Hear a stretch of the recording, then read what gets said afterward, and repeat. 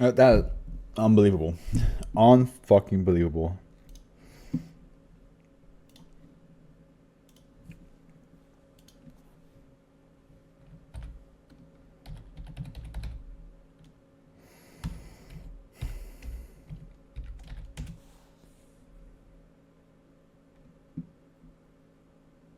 Okay.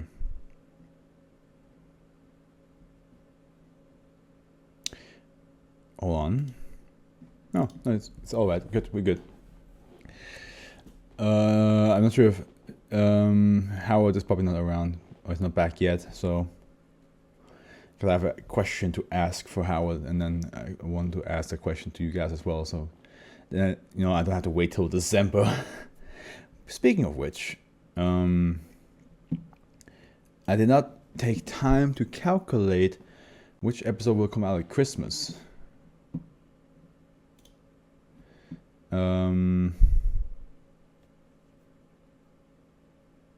Oh, that's the previous the previous reading would have come out at Christmas. Okay, I will keep that in mind for when I read those. Yeah, okay, we'll keep that in mind. But now we're gonna read one called "The King by the Tree," written by Flunk, another person without a author's page on here.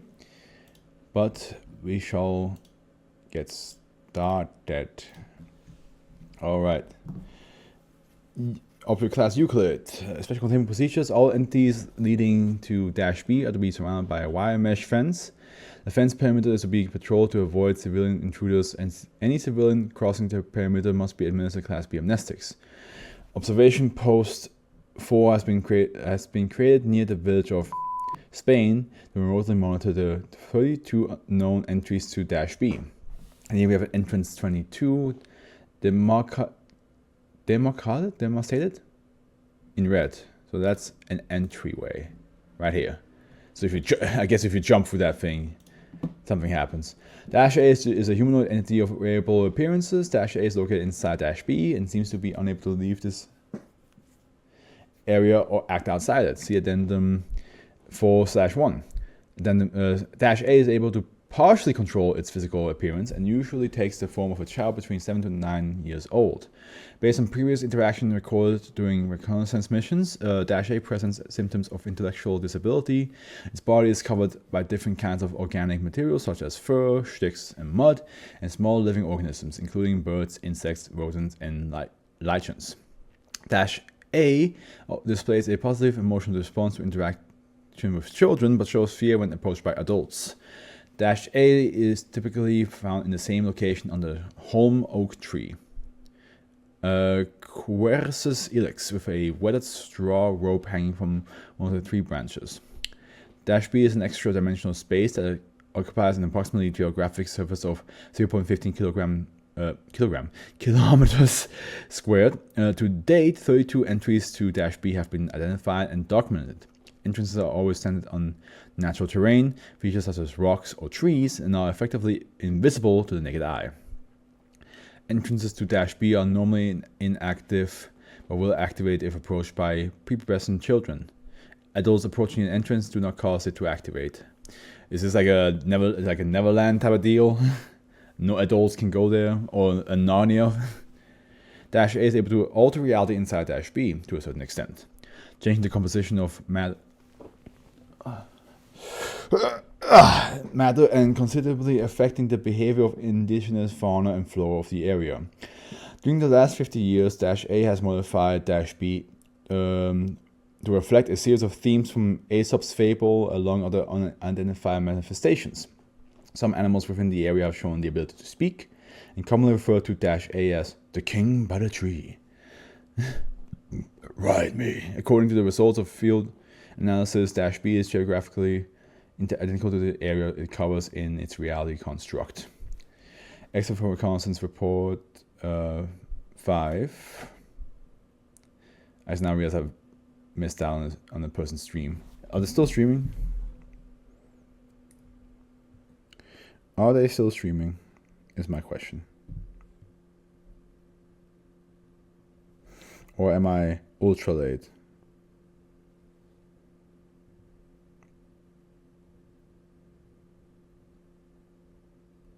Let me just real quick check. Quick check. Yeah, they just stopped. Fuck! Except, okay. So, sorry again, this one is, except from reconnaissance report 5, yeah. Except from reconnaissance report 597.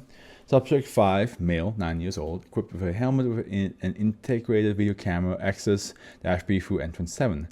This must be the most stressed out the Foundation ever was with working with somebody like, okay, we have to ask children to do this for us because we have no other choice. I say most stressed out, that's a lie. That's an absolute lie. Recording begins, subject goes through entrance 7 at 11:08 hours. Subject enters a small wooded area. In its center are -A and a fox, sitting at a large table set for 3. There's a large platter filled with vines of grapes. -A displays the appearance of a 7 to 10-year-old child dressed in what appear to be vine leaves. Upon seeing the subject, both entities address him. You came. We were waiting for an illustrious guest, and my king was feeling hungry. Hello, friend. Dahlia watches the subject with expectation, points to a seat. The subject is instructed to take it and behave naturally. The fox approaches the subject with a bundle of grapes. But I don't like grapes. Hey! Those grapes are ripe and ready to eat. The fox growls threateningly at the subject. -A appears nervous and intervenes. Go away! Bad fox! -A then proceeds then to gather pebbles and mud from the ground around the table and place them into an empty dish. Afterwards, he offers a dish to the subject in a friendly manner. Tasty meatballs and mashed potatoes. Potatoes. The pebbles and mud are replaced by meatballs and mashed potatoes. The subject is given further instruction to leave the area. The rest of the reconnaissance is deemed irrelevant. The subject vacates the area at 17:48. So, like, at least... Wait. Was he in there for, like... good, like... 6 hours? 6 hours and 40 minutes? Whoa. Why would you... so long? Recording ends. Except from reconnaissance report 7. Except from reconnaissance report 799. Subject 7. Female. 10 years old. Oh, let's hope the SCP behaves now that a girl walks in. Or maybe he's just gonna be like, cooties! With a helmet with an integrated video camera, access. The access is -B through entrance 3. The subject is told to avoid contact and interaction with animal entities unless she's given a direct order and to go to the location where -A is usually to be found. How the hell did he explain this? It's like, don't touch the animals. No matter how cute they are. Do not touch the animals. It's nighttime within -B. Recording begins. Subject goes through entrance 22 at 14:28 hours. The ground is covered with what appears to be fireflies. Subject becomes apprehensive from the sudden darkness, but is encouraged to go forward. The sun inside -B rises at an abnormal speed. Subject arrives to a pond edge and is given authorization to rest a few minutes. While resting seated by the shore, the subject is approached by 2 storks wearing a typical headscarf from the rural region where -B entrances are located and voluminous bags. The following conversation takes place. Clack! Clack! Wait, clack! A little princess has come to see the king. But the king is sad and has climbed the tree. Will you bring him down from his branch, child? But we have to make the fox drink from the narrow-necked vase, sister. Do you think you can bring him down, princess? After this exchange, the first stork hurries and pushes the second one, and they move away from the subject. The subject is given instruction to resume the exploration and to head to the tree where -A is usually located. 5 meters further on, the subject encounters a row of ants walking in the same direction. The ants are of much larger size than usual, measuring up to 40 centimeters in length. Fucking this big? Fucking this big ants? Motherfucker, those are massive. Estimated by a subject, they carry small cloth packages on their backs. We're going on an adventure. We decided to leave home. The subject is told to approach the ant. Some of the insects express interest for the subject and they slow down to talk to her. The princess has arrived just in time for the king's feast. But when the king is up the tree, he does not touch or delicacies. Child will taste them. The princess won't eat. The king does not eat. The grasshopper shall eat everything. The grasshopper plays the guitar and sings, but the king is not coming down from the tree. At this moment, a legionary ant approaches a group of worker ants that have strayed from the line and pushes them back. After this encounter, the subject is told to move away from the ant line and to continue her destination. The subject spots the home oak tree. The subject is told to approach it. When the subject is approximately 20 meters away from the tree, he reports through the radio system that there is something hanging from it. Oh boy. The video feed shows -A hanging from the rope in the tree. The body does not show external signs of decay. Standing on the ground near -A, there are two humanoid entities resembling a human adult in shape and size, male and female. They appear to be composed of clay.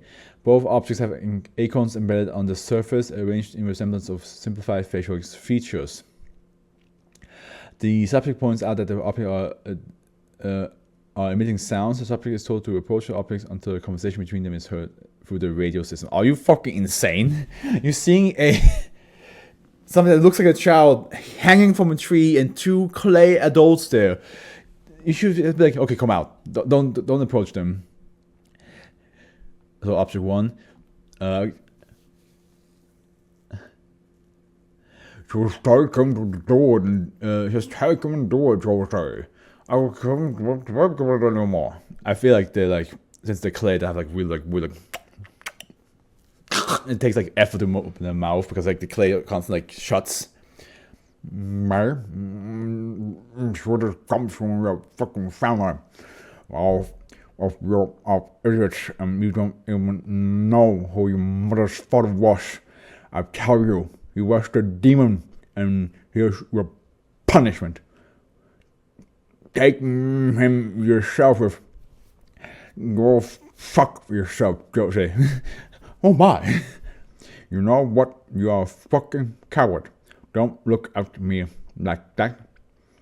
You even have to leave the house when they started the hicks.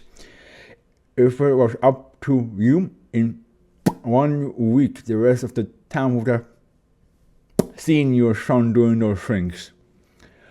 Ask him, what do you want? I don't know what to do anymore. Oh God, just leave him with your aunt. She is always telling him those fables. She loves him. Please, Joe said, don't do this to me. You know what? We can't do that. Eventually someone would know, and then what? You saw that thing yesterday with the ants. Escaping worse. Please listen to me. Go get the kid. We'll do it together. God. Okay, so okay. I'll go. Go get everything. You.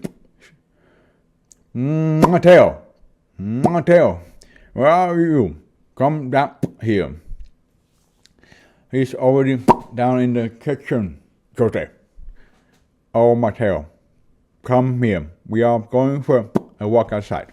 After this line, both objects remain silent for a couple of minutes, and then the conversation is restored. The subject is told to return through entrance 3. The subject vacates the area at 15:36. End of recording. What the fuck was this all about? Those clay things.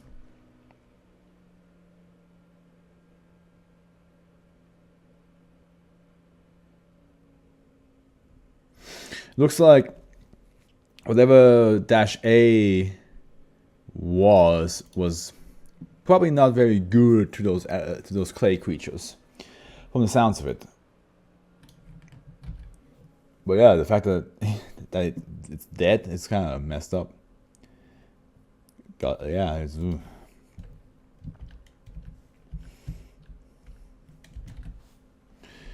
That is dark. Very dark ending for that anomaly.